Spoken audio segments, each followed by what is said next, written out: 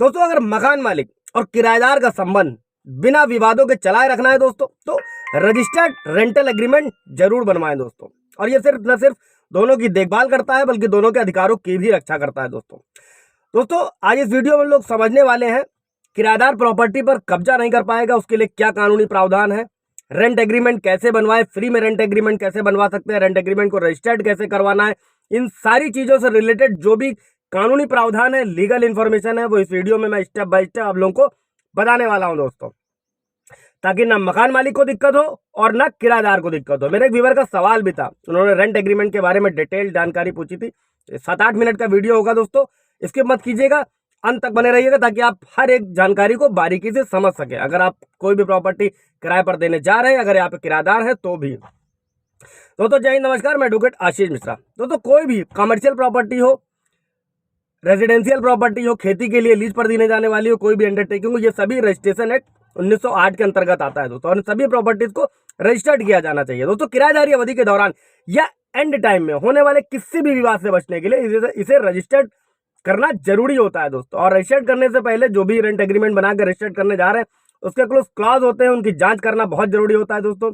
किराएदारों के लिए क्या जांचना जरूरी है रेंट एग्रीमेंट में, पहले वो समझ लेते हैं, उसके बाद समझेंगे कि मकान मालिक को कौन पेपर्स को चेक करना चाहिए दोस्तों। तो किसी भी एग्रीमेंट में किराएदारी डिपॉजिट और जो किराएदारी की अवधि होती है, यानी कि टेनेंसी पीरियड होता है, खत्म होने पर जो रिफंड करने की जो प्रक्रिया होती है, वो रेंट एग्रीमेंट में स्पष्ट रूप से बताई जानी चाहिए दोस्तों। इसी के बाद जो मरम्मत है या रखरखाव है, जो उसका खर्चा होगा, वो कौन बियर करेगा, कौन वहन करेगा, उसका भी डिटेल रेंट एग्रीमेंट में होनी चाहिए। ये किराएदारों के लिए है दोस्तों।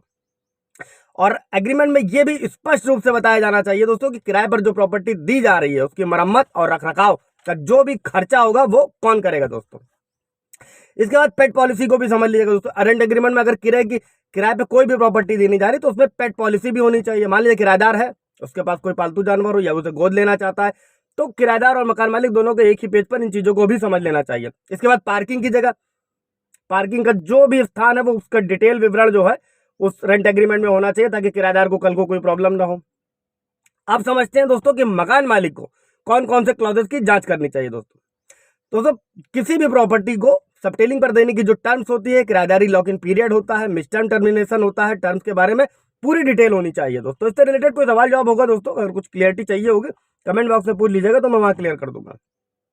इसके बाद ऑक्यूपेंसी कैपेसिटी, मतलब एग्रीमेंट में वर्तमान में जो लोग रह रहे हैं उन लोगों की संख्या पता होनी चाहिए, और भविष्य में अगर कोई संख्या बढ़ने वाली है किराएदारों की, उसके परिवार के बारे में, सदस्य है, जीवन साथी है कोई भी, तो उसकी जानकारी डिटेल्ड में होनी चाहिए दोस्तों। ये मकान मालिक के लिए। अब चूंकि दोस्तों जो रजिस्टर्ड रेंट एग्रीमेंट होता है वो कोर्ट में एप्लीकेबल होता है, स्वीकार्य होता है दोस्तों, इसलिए इन सभी डिटेल्स का ध्यान रखना बहुत जरूरी होता है, जो भविष्य में किसी भी विवाद का कारण न बने दोस्तों। अभी समझते हैं दोस्तों कि रेंट एग्रीमेंट करना कैसे है दोस्तों।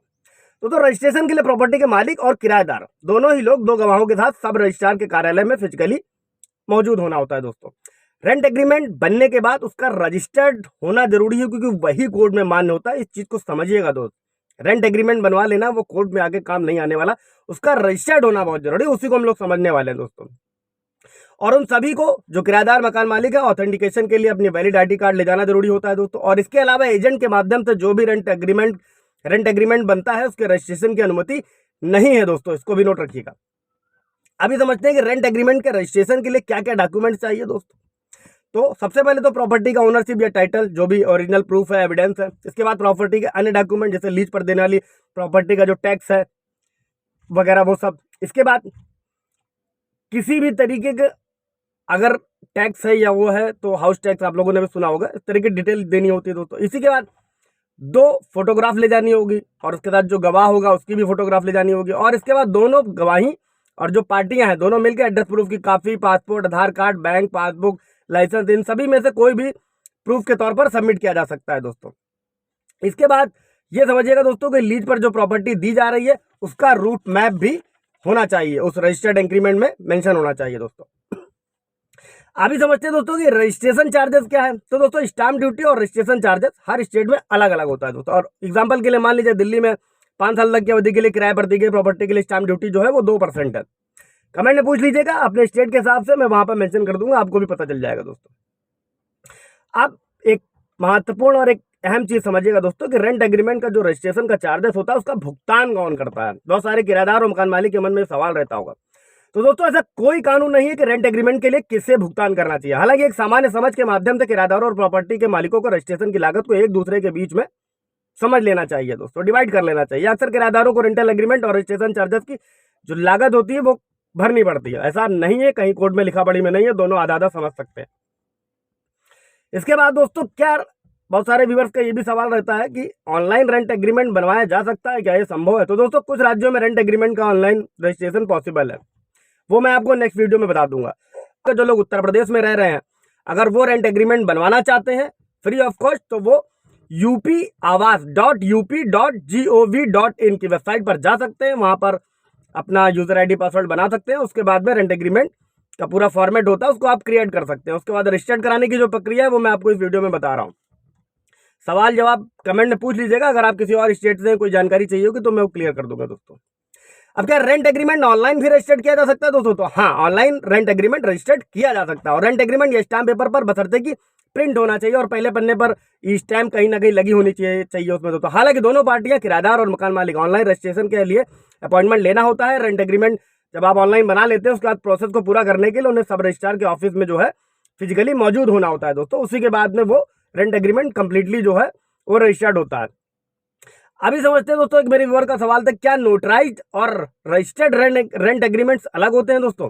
तो दोस्तों जो नोटराइज एग्रीमेंट स्टाम्प पेपर पर छपा एक आम रेंट एग्रीमेंट होता है, जिसे पब्लिक नोटरी, अधिकतर वकील और एडवोकेट अटैच करते हैं। वही रजिस्टर्ड रेंट एग्रीमेंट जो होता है दोस्तों, वो स्टाम्प पेपर पर प्रिंट होता है और जिस एरिया के हिसाब से सब रजिस्ट्रार जो होते हैं दोस्तों, एरिया के हिसाब से वो रजिस्टर्ड करते हैं। जैसे कि सेल डीड बनाई जाती है जब किसी जमीन की रजिस्ट्री होती है, सेम फार्मूले के तहत दोस्तों। और किराएदारों मकान मालिकों को ये मालूम होना चाहिए कि किसी भी कानूनी मामले में नोटराइज नहीं बल्कि रजिस्टर्ड रेंट एग्रीमेंट ही माना जाता है। जब भी कोर्ट में कोई इश्यू होगा तो नोटराइज की कोई वैल्यू नहीं रहने वाली है दोस्तों।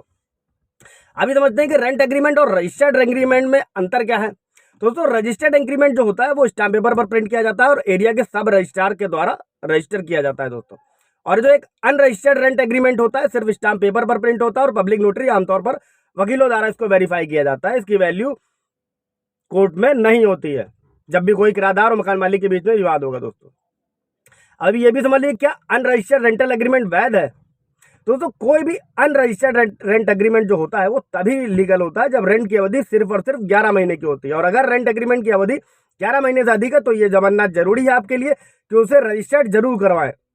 और अगर आप मकान मालिक हैं दोस्तों और रेंट एग्रीमेंट अनरजिस्टर्ड है तो इस चीज को समझिएगा कि किराएदार से भुगतान न किया गया किराया वसूल करना आपके लिए बहुत ही मुश्किल होने वाला है भविष्य में, इन फ्यूचर में। इसलिए किसी भी प्रॉपर्टी पर किराए पर देते समय रजिस्टर्ड रेंटल एग्रीमेंट होना बहुत जरूरी है दोस्तों।